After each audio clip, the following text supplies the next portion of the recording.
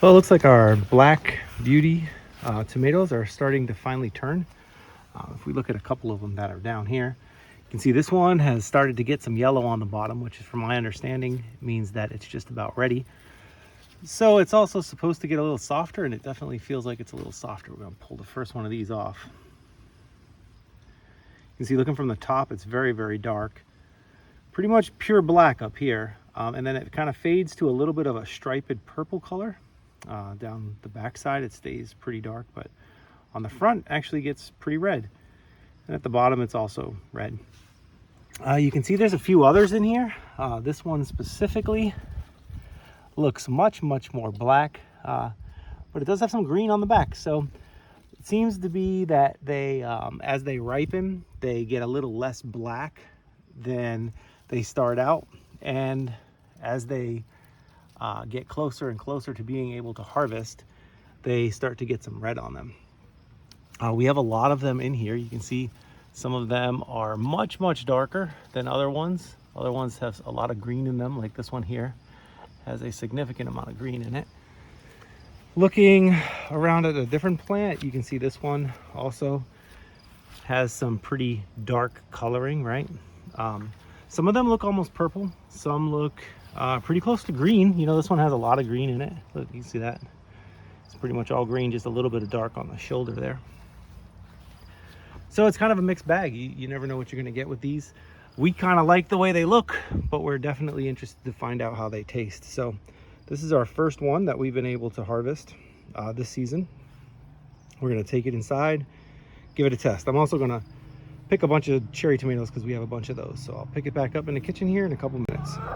So one thing I will say about these cherry tomatoes, so we grew some regular red cherry tomatoes.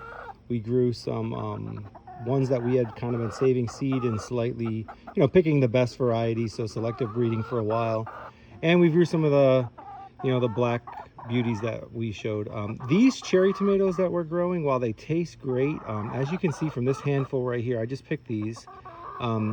We basically cannot let them ripen on the vine. If we let them ripen on the vine, as you can see here, they all split. They just don't do well in this container method that we're working with. Maybe if we had them in the ground and on zip tape or on a drip tape, and they were able to slowly get water, they wouldn't burst. But these things have such thin skin that as soon as you water them, they burst. Some of them, you'll even pick them, and when you pick them, they're not burst. And by the time you get in the house, just handling them a little bit, they burst. So you pretty much have to eat them immediately. The only way that we found to get around it is to pick them when they're slightly orange still. And then for some reason, they just aren't as, likely to burst, but then you got to wait and let them finish to ripen inside the house. And I feel like when you do them that way, they don't taste as good. So if you're doing container gardening, be careful on your selection of your varieties, right? These thin-skinned, very sweet red cherry tomatoes, and probably some other varieties of tomatoes as well, don't do super well with the intense watering that happens inside of a container, right? Because you have to water them regularly. And good amounts of water each time, and it just causes these guys to split and blow up. So the chickens love it. They are super excited every time we bring these back because they get a snack, right? But I don't grow the tomatoes for the chickens, I grow them for us.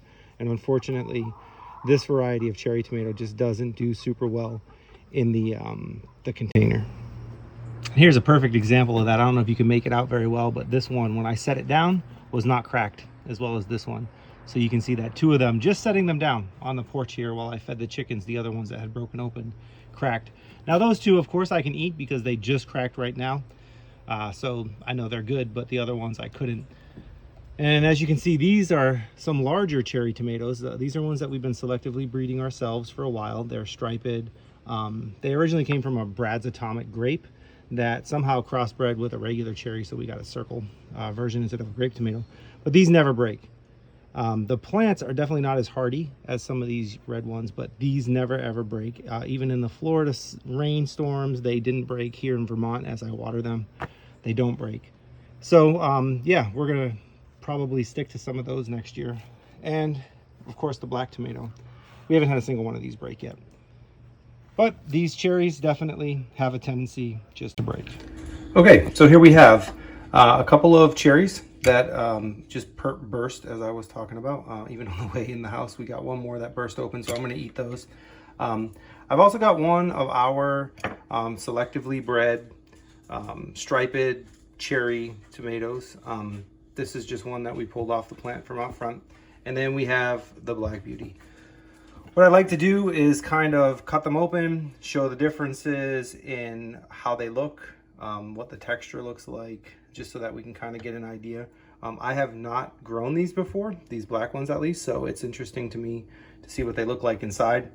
These guys, depending on the level of coloration, which this one's not super deep green, but some of them will have green, some of them will have kind of a blackish color that, you know, goes all the way through them. This one's mostly red, so it'll probably look similar. But all right, I'm gonna slice these and show you what they look like. So interestingly enough, you know, these actually do have some color that go all the way through them, which is kind of cool. It's not purely black, as you can see, like even where the skin is really, really dark, you know, it just kind of permeates a little bit in, but the center of the tomato is still pretty red, almost pinkish red, not like vibrant red, but pinkish red. Comparing that to a regular cherry tomato, so this is just like something you would get in the grocery store, right? You can see that it's definitely not nearly as deep red as one of those. And, you know, for our homegrown, you know, cherry tomato that we just been kind of selectively breeding for a couple years, these ones, as I said earlier, tend to get kind of dark inside sometimes. They will be almost a purplish color, sometimes a little darker, sometimes green. This one is more of like the purplish red, and you can see that it is also still much darker, but closer out here. These definitely have a nice dark hue to them. The seeds almost have like a greenish color, which is surprising because the bottom of the tomato is definitely red, definitely ready to be picked. The smell is great. They smell nice and sweet and very strong tomato smell, so hopefully they'll taste as good. I'm gonna try one of these out and come back and explain the differences. So, difference between the flavors. This one is like you would expect when you go to the grocery store. It is pure sweet. Has the tomato flavor, but is very, very juicy, very, very sweet. This one we really like. I am absolutely a huge fan of these. They taste almost like a tomato sauce. You know, it's a very concentrated, very strong tomato flavor. Still sweet, but very, very, very flavorful. I would say these are somewhere in the middle. I didn't put any salt on them or anything. I wanted to get a pure, you know, natural taste of just the tomato. Remember, these are just picked 5 minutes ago, so they should be pretty much at their peak of flavor.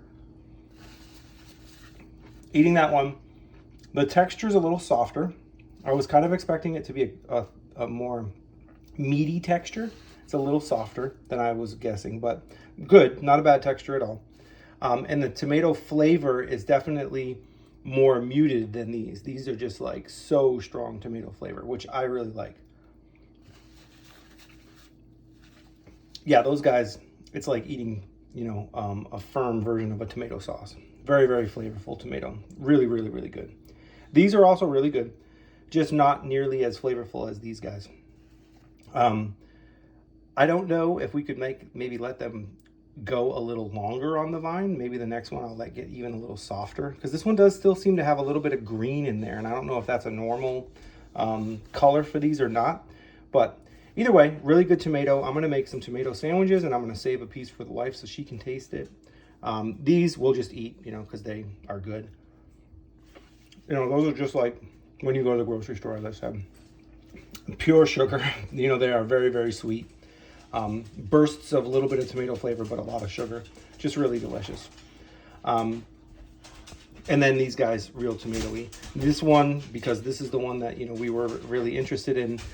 Interesting texture in the fact that it's not as firm as I expected. Very, very good. It's not mealy or squishy, but it's definitely not like a hard biting tomato. And the tomato flavor is a little muted. Not super, super sweet, but that's okay. I don't really need the tomatoes to be like ridiculously sweet. I kind of like that stronger tomato flavor, which is probably why I like those as much as I do. So I'm okay with that. If you want a super, super sweet tomato, though, I don't think this is probably, either one of these is probably your best bet. If you want that nice classic tomato flavor, though, both of these would do well. This one's amazing. This one's really good.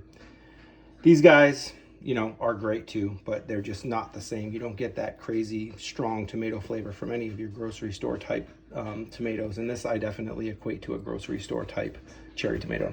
So hope that was helpful. And you know, kind of showed you guys what they look like on the inside, you know, considering that they are so dark on the outside, kind of green and pink on the inside. Pretty delicious. You can buy these seeds at Baker Creek. I can put a link in the description below. These I don't think you can buy. At least, you know, I don't believe so. We grew them from a Brad's Atomic grape. Like I said, that was then subsequently crossbred a few years in a row with some cherry tomatoes. And we just ended up with a circle one, and we've been selectively breeding that ever since. I will put a link to the Brad's Atomic grape though, because that is the descendant of that tomato, and I like those just as well. I think they're delicious, so I'll put those in. I don't remember where we got these seeds from. I think we just got them at the local hardware store.